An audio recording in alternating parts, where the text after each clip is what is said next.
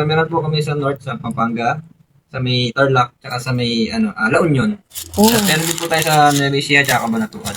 Halaka mga guys, may nakita ako dito ang E&M closet mga guys. So nandito lang yan sa may Obando mga guys. At syempre bago tayo pumasok dito sa loob mga guys, ipapakita muna natin ang kanilang labas mga guys. So nandito lang yan sa harap ng Novo Mall or yung Jollibee dyan sa tabi niya. And ito naman yung katabi niya, RBSPI mga guys. Ito yung kanto na pwede mong pasukan kapag nanggaling ka dyan sa highway na yan mga guys, no? Ayan, kapag nakita mo itong Novo na yan mga guys, nandito lang yan sa may gilid. So ayan, papasukin mo lang itong kanto na yon. At syempre nakapasok na tayo dyan. Ito yung kanilang mga pabangos. So mahilig tayo sa pabangos. So napasilip na naman tayo dyan at napabili talaga ako ng pabango mga guys. So ito yung mga ibang sapatos nila mga guys. So ito ang kanilang page E&M Closet. So ito ang kanilang pangalan ng store nila mga guys. Kaya kung naghahanap ka ng sombrero mga guys, nandito ang kanilang mga sombrero, and syempre meron din ito silang mga jacket dito mga guys. So may mga jackets din sila dito mga guys. Ayan, nakita niyo naman, di ba?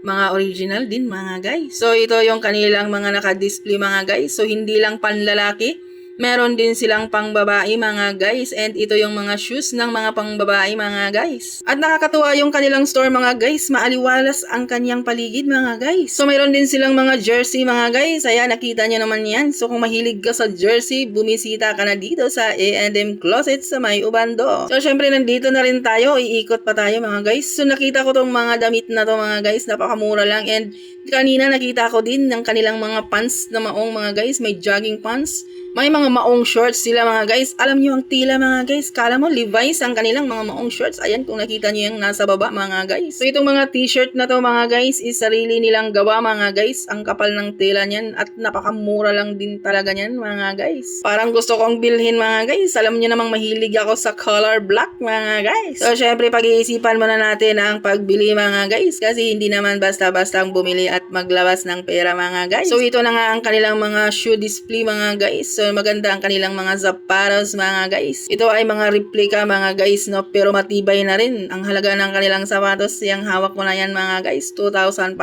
lang mga guys. Kung mahilig ka naman sa bola, meron din silang pang basketball na bola. Baka nga basketball kaya bola. At hindi mawawala, syempre itong mga slippers na to mga guys. At syempre ang iyong person tuwa na to as a salamin. At kung mahilig ka rin sa mga bags, mga girls, nandito mayroon din silang mga naggaganda ng mga bags mga guys. And syempre napabili tayo ng pabango. Alam nyo namang addict tayo sa pabango mga guys, kaya napabili ang Farzan. Meron po kami sa North, sa Pampanga, sa may Tarlac, tsaka sa may La Union.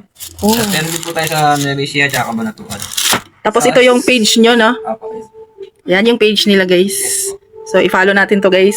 Marami pa sana siyang sasabihin ng mga branch guys kung nasaan pa yung ibang mga branches nila. Kaso lang nahiya ako. Ayun. Nahiya kasi ako dyan mga guys. May nakatingin kasi doon, nakasilip sa may gilid. Nahiya ang person ng konti mga guys. So syempre nakalabas na ako at ito na nga yung daan guys. No, makikita natin sila dito sa labas. Itong kalsada na to is nang gagaling ito sa Paco, Obando, and dito lang to sa may gilid ng or tapat ng Paliwas Barangay Hall mga guys.